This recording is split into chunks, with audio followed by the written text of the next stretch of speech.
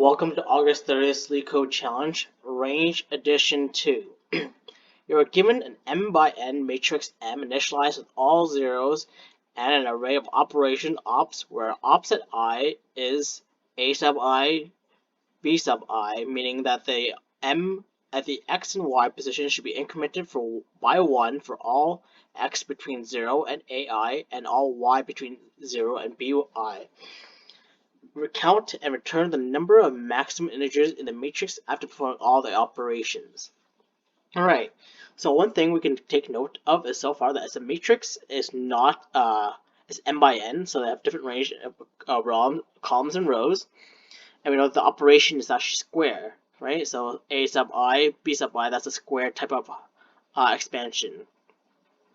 So count and return the maximum number of integers in the matrix after performing all the operations.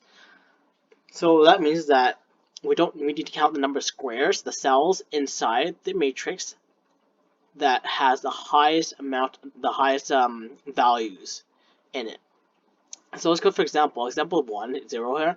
We have a 3 by 3 matrix, and we did the operation 2, drag it to the second position, and that gets added to be 1. Then we drag it all the way to 3, and from the previous matrix, then it all increments up by 1 again as well. So from there, we see that the maximum integer is in m is 2, and we have 4 of those. Right? So we're not interested in the number themselves, so we're interested in how many numbers of 2s, or the maximum numbers of 2s there are in the matrix. So essentially,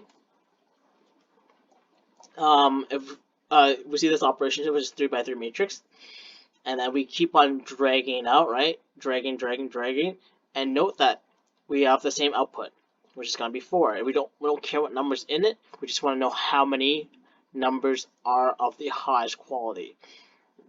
So that means that this is most likely going to be some type of square matrix as well itself, right? If we have the operation 3 by 3, matrix 3 by 3, we have no operations.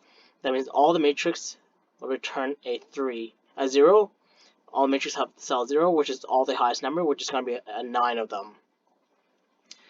And let's see, m is less than 1, n is less than that number. Operation length is that long. And yeah, there you go. So ideally, what we could do is that we could find actually the minimum square of all these. So you see how these are square operations, right? That we just drag it, so it's 2 by 2 or 3 by 3 operations.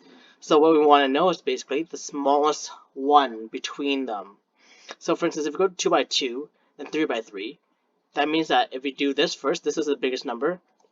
If we do nothing actually, the entire cell itself returns 9, right? If we have a 3 by 3, we do nothing, we get all the cell itself, so the matrix m by n.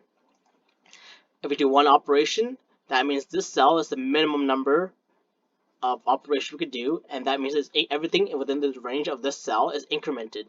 So it's 2 by 2, so it's just 4. We do this. 3 by 3, so everything within the before it gets incremented. So therefore, the numbers 2 by 2 is still larger. And then we do the same thing, and then it keeps on incrementing. So what we want to do is to find the smallest number, the minimum operation size we could do. So in order to do that, we just call it min row, and I'll develop two parameters, min row and then min column, which is going to keep track of the smallest rows and columns. And the first thing we want to do, if nothing happens, we're going to initiate to row is equal to m and column is equal to n. Right? This is for basically initializing it, meaning that if nothing happens, that means the highest, everything is going to be a 0. If nothing happens so far, then the highest return output is going to be m by n.